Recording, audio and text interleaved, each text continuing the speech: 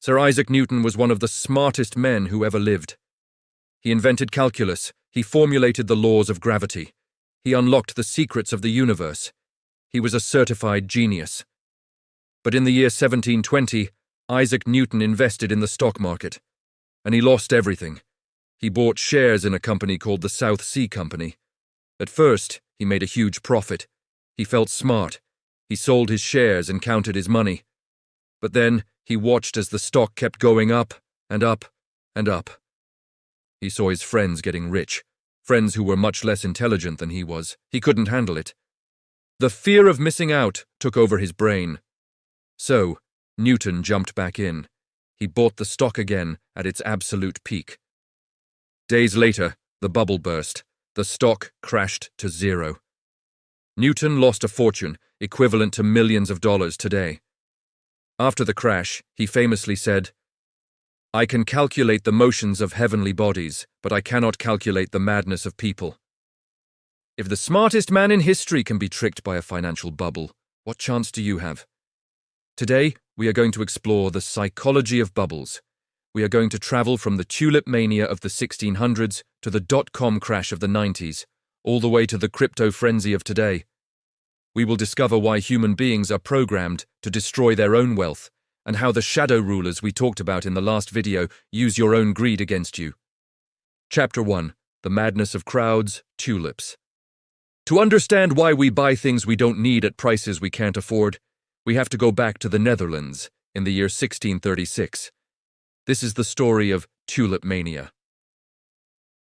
At that time, the Dutch Republic was the richest country in the world, and the ultimate status symbol for the rich was a flower, the tulip. It started innocently.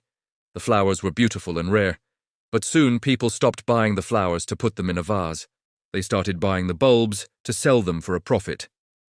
Suddenly, nobody cared about the flower. They only cared that the price went up yesterday, so it must go up tomorrow. The price of a single rare tulip bulb rose to equal the price of a luxury mansion on the Amsterdam Grand Canal. Think about that. A plant that could die in a week was trading for the price of a castle. But the madness didn't stop there. Farmers sold their land to buy bulbs. Carpenters sold their tools. People took out massive loans. They truly believed that the price would go up forever. It was a mass hallucination. Then, on February 3rd, 1637, something happened. Nobody knows exactly what triggered it. Maybe one buyer didn't show up to an auction. Maybe a rumor started in a tavern. But suddenly, everyone decided to sell at the same time. Panic. Within days, the price of tulips fell by 99%. People who went to sleep as millionaires woke up bankrupt, holding a worthless onion in their hand. You might laugh at them. You might think, people back then were stupid. But are we any different? Chapter 2. The dot-com delusion. Fast forward to the late 1990s, the invention of the internet. This time it wasn't flowers, it was websites. Investors went crazy for any company that had .com in its name. It didn't matter if the company made no money. It didn't matter if they had no product. If they had a website, they were worth billions. There was a company called Pets.com. Their business plan was to sell dog food online. But they lost money on every single bag they shipped. Despite this, when they went public on the stock market, people fought to buy their shares. Why? Because the internet is the future. And they were right. The internet was the future. But that didn't mean the companies were valuable. The psychology was exactly the same as the tulips. My neighbor bought Amazon and got rich, so I need to buy pets. Come. Greed blinds logic. When the bubble burst in the year 2000, trillions of dollars of wealth evaporated into thin air. The technology survived, but the savings of millions of families were wiped out. Chapter 3. The Digital Casino, Crypto and NFTs. And now, we arrive at the present day. We haven't learned anything. In fact, the bubbles are getting faster. In 2020 and 2021, we saw the rise of the everything bubble, fueled by the money printing we talked about in episode 1. But the wildest example was crypto and NFTs. We saw people paying millions of dollars for a JPEG image of a bored monkey. We saw a digital currency based on a dog joke, Dogecoin, reach a value higher than Honda or Ford.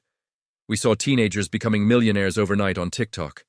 And just like Isaac Newton, sensible people looked at this and got jealous. The fear of missing out is a biological trigger.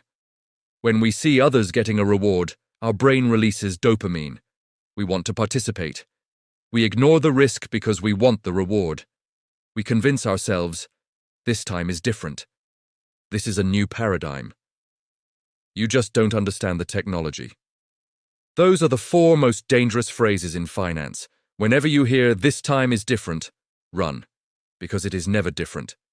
Human nature never changes. In Chapter 4, The Greater Fool Theory. So why does this happen over and over again? And more importantly, who is profiting from it? Because remember, money doesn't disappear. It just transfers. When the tulip crash happened, the money didn't vanish.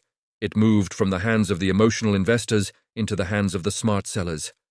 This is called the Greater Fool Theory.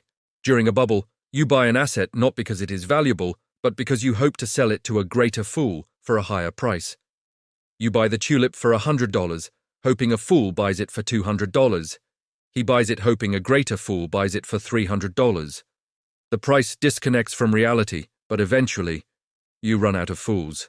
And usually, the institutions, the BlackRocks, the hedge funds, the insiders, they know exactly when the music is about to stop. They sell their bags to the public right at the top. They sell you the hype. They tell you to buy the dip while they are quietly exiting the building. By the time you realize the crash is happening, it's too late. You are left holding the bag.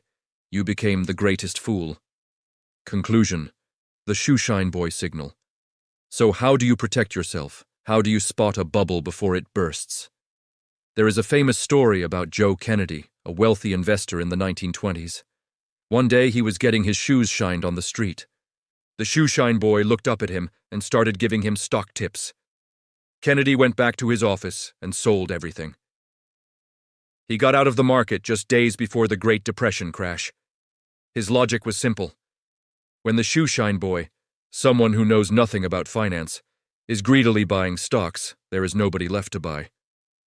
The market is full. Look around you today. Is your Uber driver telling you to buy crypto? Is your hairdresser giving you real estate advice? Is your Instagram feed full of 20-year-olds promising you can get rich quick? These are the warning signs. The cycle is peaking. We have talked about the death of money, the cycle of crisis, the owners of the world, and now the psychology of the trap. But there is one final piece of the puzzle, a ticking time bomb that underpins this entire system: the debt. In the next video, we are going to look at the global debt bomb. Why countries can never pay back what they owe, and what happens when a nation goes bankrupt. You need to be ready for that. I'll see you tomorrow, and don't forget subscribe.